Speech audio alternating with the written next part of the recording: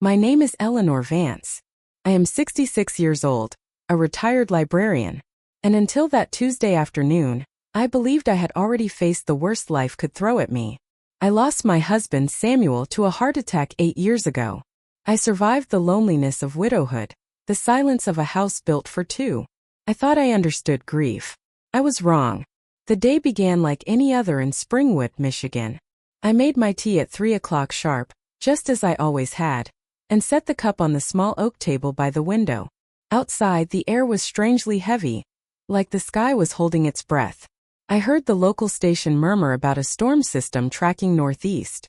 But in Michigan, we are used to storms. We know to watch, but we rarely panic. At 3:15, the siren split the air. That long, terrible wail that shakes you down to the bone. Tornado on the ground, the radio announcer warned. Voice urgent. Moving toward Lake County. Springwood residents take shelter immediately. My hand shook as I rushed through the house. I grabbed what I could fit in one small suitcase. The wedding album Samuel and I smiled through in 1976. The watch he had worn every day for 30 years, my mother's hand-sewn quilt, and a folder of insurance papers. 40 years of living, and this was all I could carry. I stumbled down into the basement, heart hammering, clutching Samuel's old wool sweater to my chest. The house groaned above me, with twisting glass exploding, as if the very bones of the home were being ripped apart. The roar came next, deafening like a freight train tearing through my living room.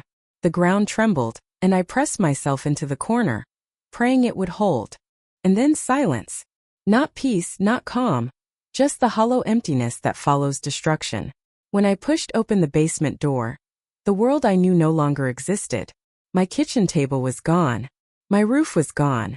Above me, nothing but bruised sky and scattered boards. The rose garden I had tended for 20 years was shredded into brown stems and broken petals. Debris littered every corner like confetti from a cruel celebration. I cried then, for the first time since Samuel's funeral. My body shook as I stood in the ruins of my life, the sweater still clutched to my chest. Neighbors hurried over, calling my name, but their own homes were damaged. Their own families huddled together. The Red Cross spoke of shelters. But the thought of sleeping in a crowded gymnasium left me hollow. I needed family. I needed my son. I borrowed a neighbor's phone and dialed Robert's number, whispering into the receiver with all the hope I had left. Son, it's Mom, my house is gone. The next morning I drove north on I-94 toward Detroit, my old sedan rattling with every gust of wind. The sky was bright, almost mocking, as if nothing had happened the day before. My suitcase and 3 trash bags of belongings were wedged in the back seat. The smell of wet plaster and mud filling the car. I told myself this was temporary, just until the insurance processed, just until I could find a small apartment. Robert lived in Midtown in one of those modern glass towers that looked like they belonged in a magazine. When I pulled up, the doorman glanced at my battered car and the garbage bags inside with raised eyebrows. He handed me a visitor badge like I was an intruder instead of a mother coming home. Robert opened the door before I knocked. For a moment my heart lifted. He had Samuel's eyes. That same shade of blue that once made me fall in love. Mom, he said, stepping aside.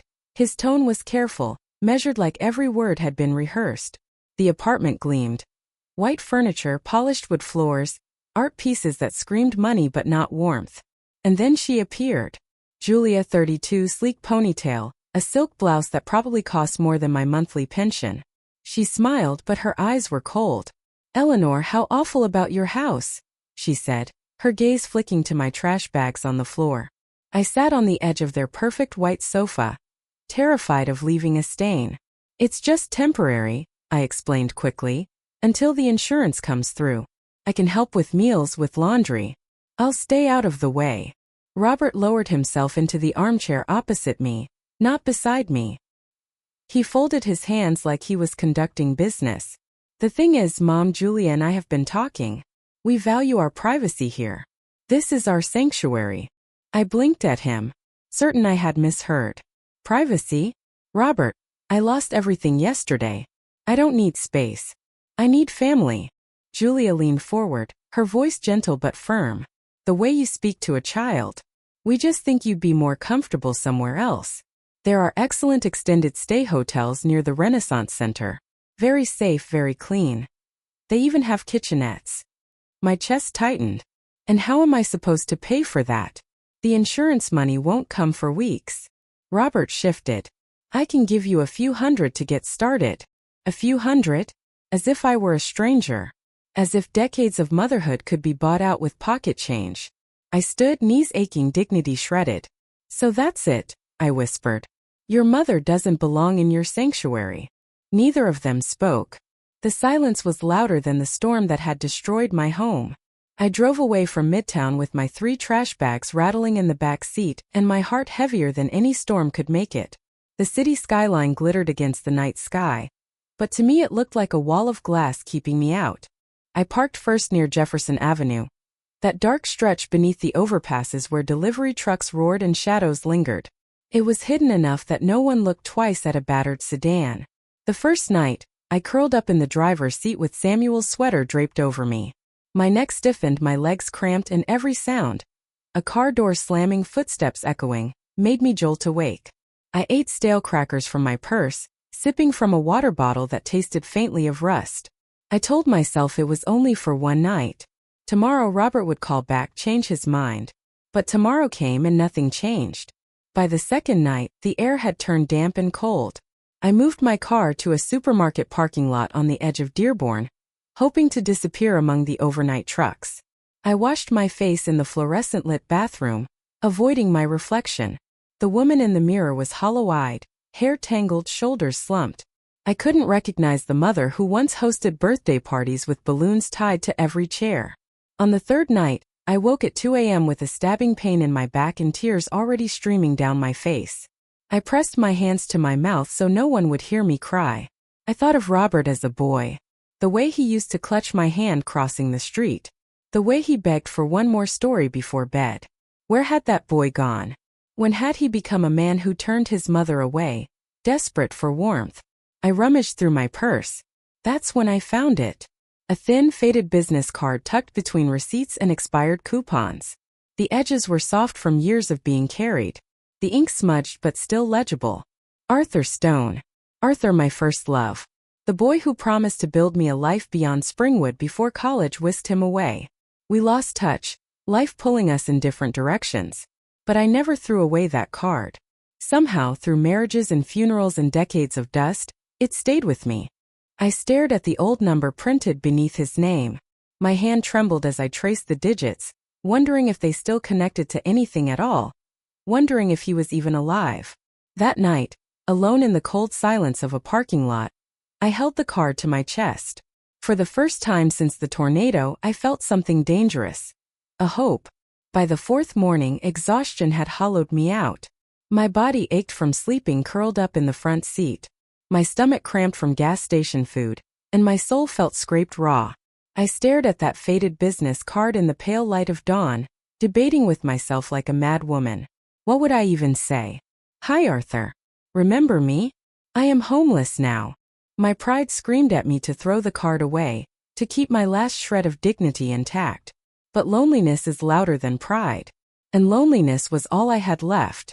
My fingers shook as I dialed the number. One ring, two.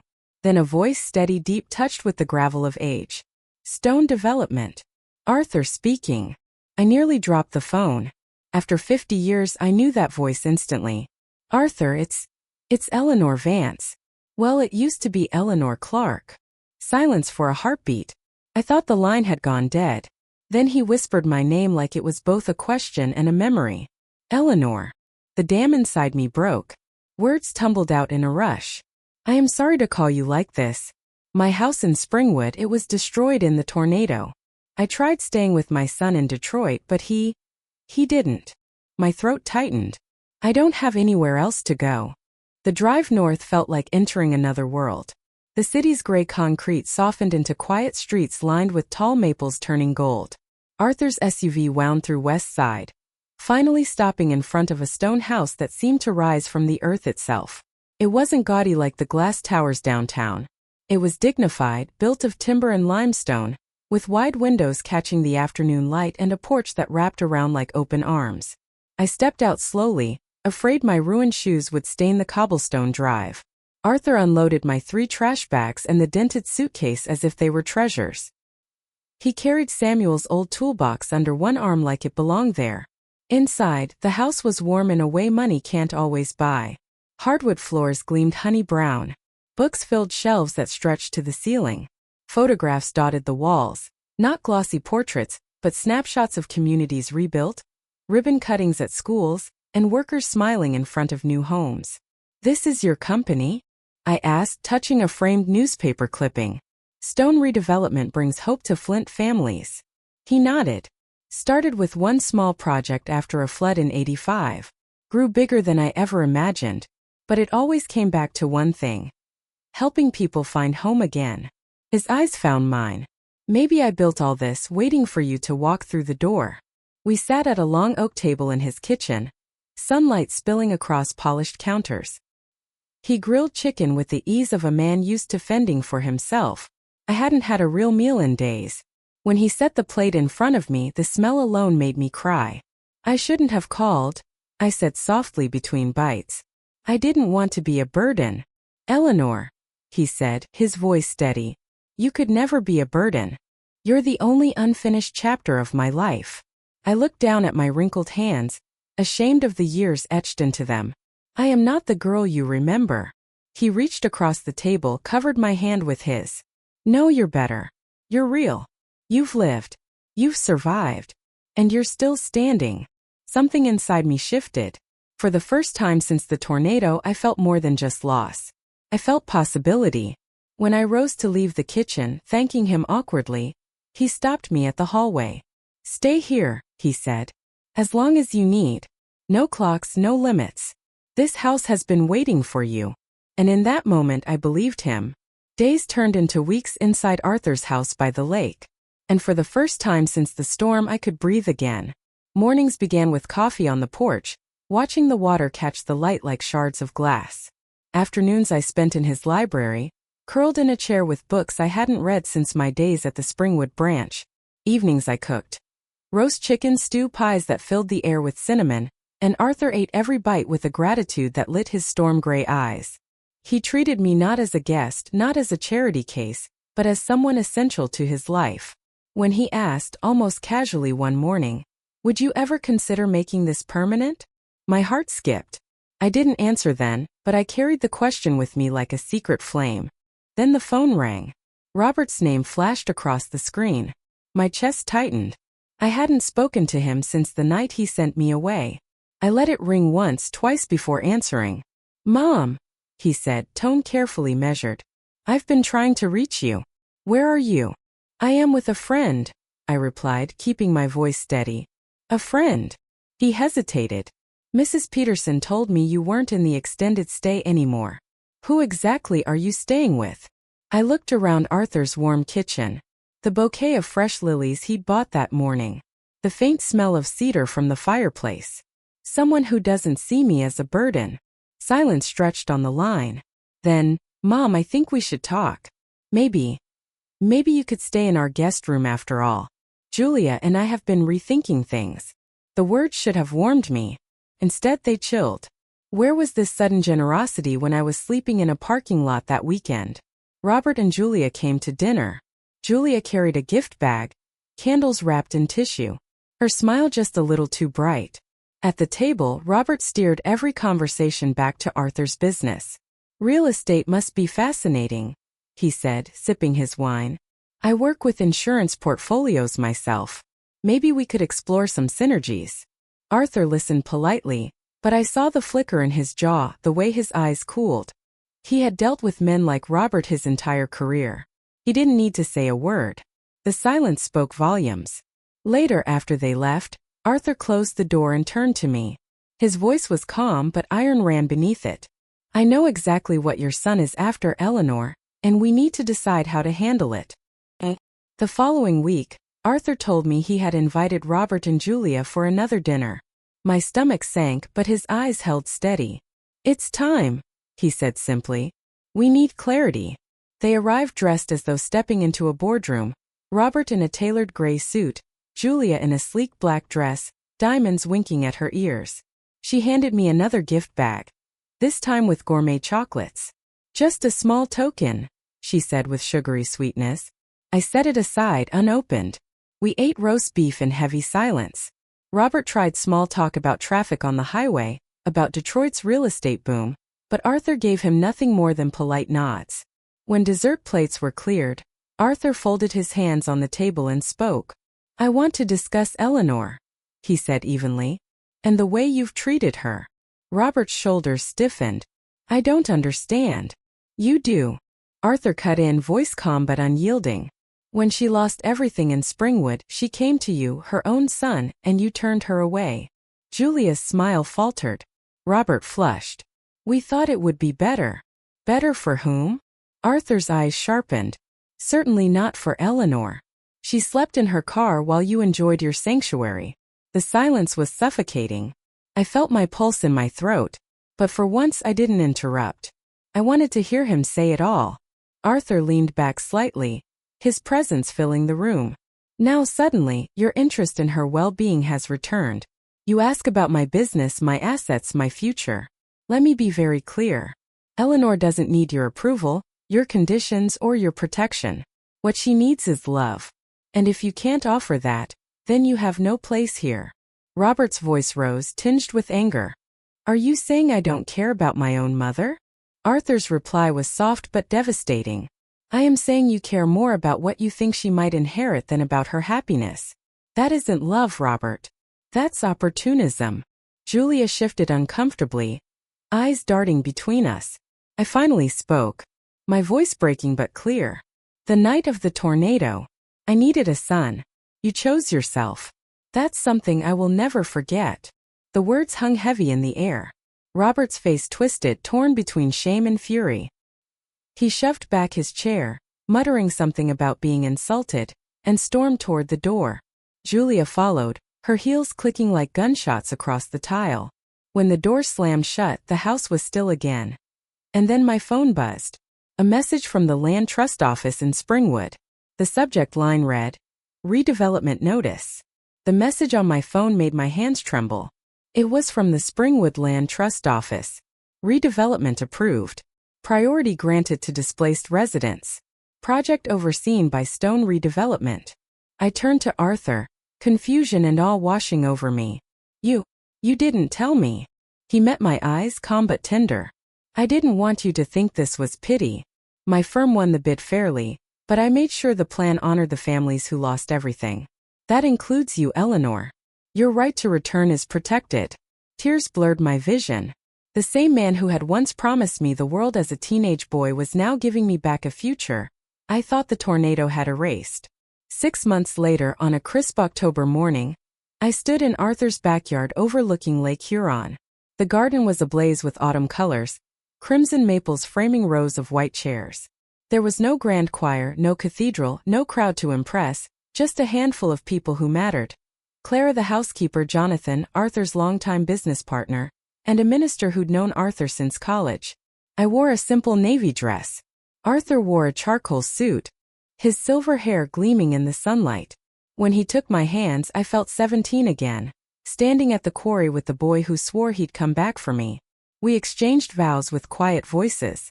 And when the minister pronounced us husband and wife, Arthur kissed me gently, reverently, like time itself had been waiting for this moment. Robert came alone. He stood awkwardly at the back, watching with an expression I couldn't read. Afterward, he approached, shifting from foot to foot like a boy again. Mom, he said, voice rough. I am sorry for everything. I touched his arm. I forgive you, I said softly. But forgiveness doesn't erase consequences. Love me because I am your mother, not because of what you think I have.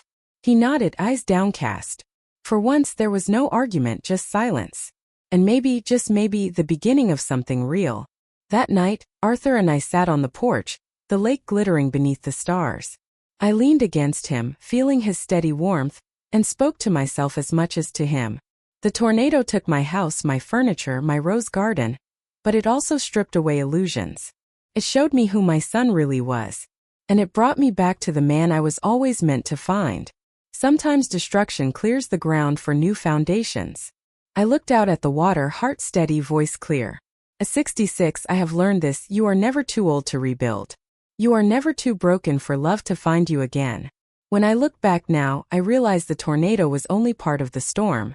The greater storm came afterward, being turned away by my own child. Realizing that sometimes the people you expect to shelter you are the very ones who shut the door. But I also learned something I never imagined at 66. Loss can clear the ground for new beginnings. Arthur reminded me that love can survive decades of silence and still return stronger than ever. He taught me that dignity is not measured in money or houses, but in the way we choose to stand when life knocks us down. So if you take anything from my story, let it be this. You are never too old to rebuild. Never too broken to find love again. Would you like me to make any further changes to the text, such as altering the wording slightly more? Or adding an introduction/outro for your YouTube video?